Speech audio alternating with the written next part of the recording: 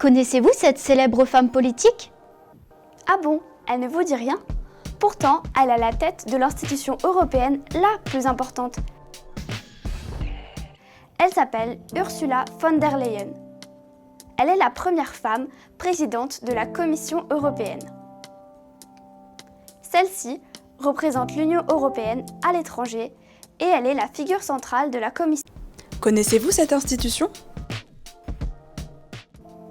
Pourtant instituée en 1957 par le traité de Rome, la Commission européenne est l'organe exécutif unique de l'Union européenne. La création de la Commission a marqué les débuts de la construction européenne. Elle a eu un rôle moteur. Son siège se trouve à Bruxelles. Qui constitue la Commission européenne ?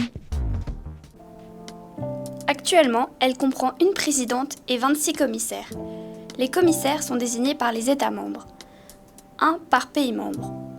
Le président de la Commission européenne est élu pour 5 ans par le Parlement européen sur proposition du Conseil européen. De quelle manière est-elle organisée ? La Commission européenne est organisée en services, nommés les directions générales, qui sont responsables de différents domaines d'action. Les directions générales constituent, mettent en œuvre et gèrent les politiques, la législation et les programmes de financement de l'Union européenne. Il existe également d'autres services qui s'occupent des questions administratives spécifiques.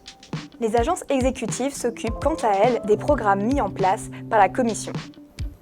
La Commission dispose de bureaux partout dans le monde. Au sein de l'Union, les bureaux de représentation sont les porte-paroles de la Commission dans les pays membres. Mais concrètement, quelles sont ses missions ?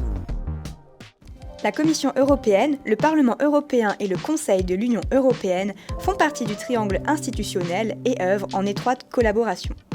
La Commission européenne a plusieurs domaines d'action.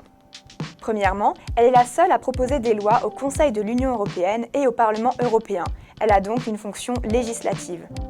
Deuxièmement, elle a une fonction exécutive qui l'amène à mettre en œuvre les actes législatifs adoptés par le Parlement européen et le Conseil de l'Union. Et à part ça ? Elle a également une fonction de contrôle de l'application du droit communautaire. Elle veille à l'application des traités et des actes législatifs de l'Union européenne. Elle a aussi une fonction de représentation de l'Union européenne à l'extérieur. Elle propose chaque année le budget de l'Union européenne.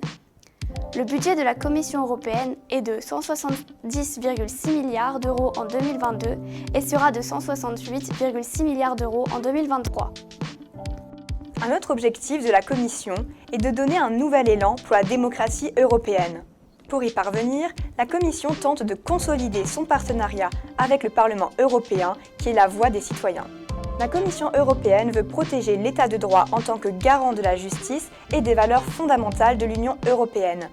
Le but est d'être une union de l'égalité, de la tolérance et de l'équité sociale. En pratique, est-ce que c'est si facile ? Non, pas vraiment. Politiquement indépendante, la Commission européenne promeut l'intérêt général de l'Union européenne. Mais deux visions s'opposent au sein de l'Union. Les souverainistes veulent une Europe défendant la souveraineté nationale des États membres. Ils sont favorables à une Europe des États, au sein de laquelle les décisions sont prises de façon intergouvernementale. Ils sont hostiles à toutes les formes d'intégration européenne, c'est-à-dire de fédéralisme européen.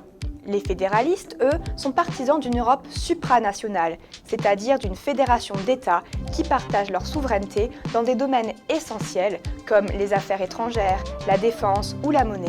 La Commission européenne est la représentation d'une Europe fédérale car c'est une institution qui défend en priorité l'intérêt européen. Quel est l'impact de la Commission européenne sur les États membres ? La Commission européenne est l'une des institutions européennes les plus puissantes, mais elle est également controversée. En effet, elle a un droit contraignant sur les États membres. Dans certains cas, elle peut leur imposer ses décisions, notamment en matière de politique monétaire, douanière ou commerciale par exemple. Selon les souverainistes, la Commission tenterait d'imposer au gouvernement des pays membres, démocratiquement élus, certaines politiques qui ne correspondraient pas à certains d'entre eux. La Commission, quant à elle, n'est pas élue au suffrage universel. En vérité, la Commission n'a pas de réel pouvoir de sanction des États. Seule une amende est possible, infligée par la Cour de justice de l'Union européenne. Ah, la Commission a des limites. Elle n'est donc pas si parfaite. Elle est souvent qualifiée de gouvernement de l'Union européenne. Mais en réalité, ce n'est pas vraiment le cas. En effet, ce n'est pas la seule à décider des lois européennes.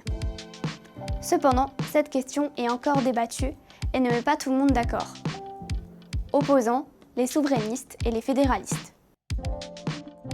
Pour conclure, que peut-on retenir ? Pour résumer, la Commission européenne est l'une des institutions les plus importantes de l'Union européenne. Elle est l'organe exécutif unique de l'Union européenne. Elle a aussi une fonction législative en collaboration avec le Parlement européen et le Conseil de l'Union européenne. Surtout, elle représente l'intérêt général de l'Europe.